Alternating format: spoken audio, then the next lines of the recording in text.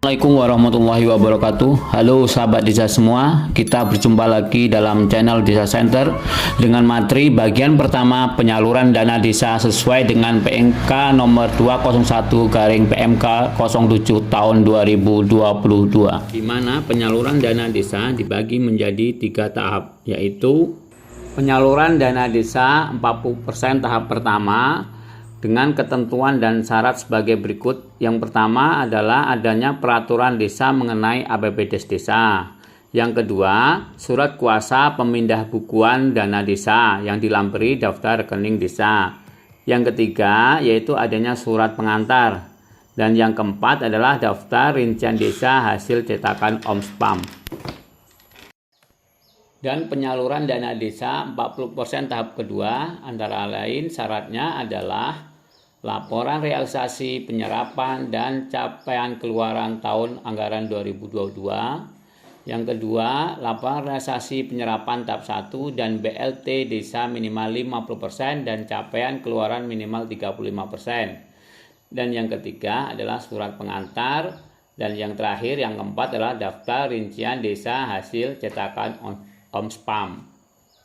Dan penyaluran dana desa tahap yang ketiga, syaratnya adalah yang pertama, laporan realisasi penyerapan sampai dengan tahap 2 BLT desa minimal 90% dan pencapaian keluaran minimal 75%. Yang kedua, laporan konvergensi pencegahan stunting tingkat desa tahun 2022.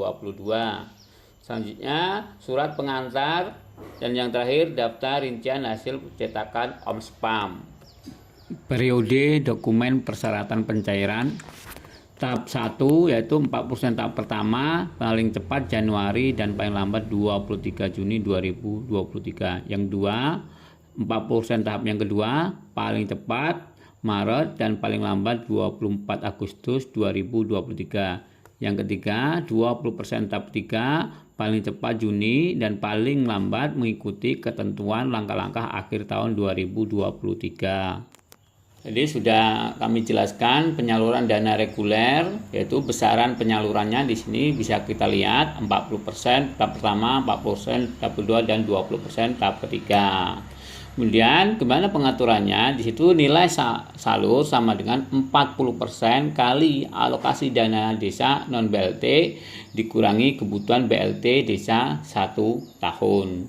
Kemudian 40% yang kedua, nilai salur sama dengan 40% kali alokasi dana desa non BLT dikurangi kebutuhan BLT desa 1 tahun. Dan yang ketiga, 20% nilai salur sama dengan 20% kali alokasi dana desa non BLT kurang kebutuhan BLT desa dalam 1 tahun.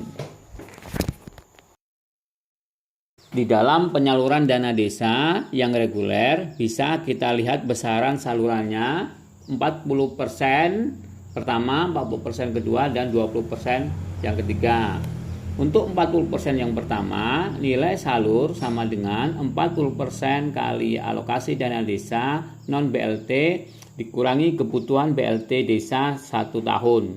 Kemudian 40% yang kedua, nilai salur sama dengan 40% kali alokasi dana desa non BLT dikurangi kebutuhan BLT desa 1 tahun. Dan yang ketiga, 20% nilai salur sama dengan 20% kali alokasi dana desa non BLT kurang kebutuhan BLT desa 1 tahun. Namun di sini ada syarat tambahan. Yang pertama, bagi desa yang melaksanakan BLT desa tahun 2022 wajib melaksanakan perekaman realisasi penyaluran BLT desa tahun 2022 untuk bulan ke-1 sampai bulan ke-12.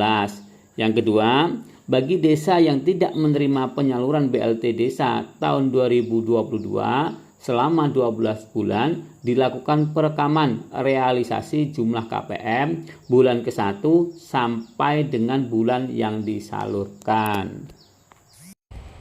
Terima kasih telah mengikuti channel kami Desa Center, semoga bermanfaat.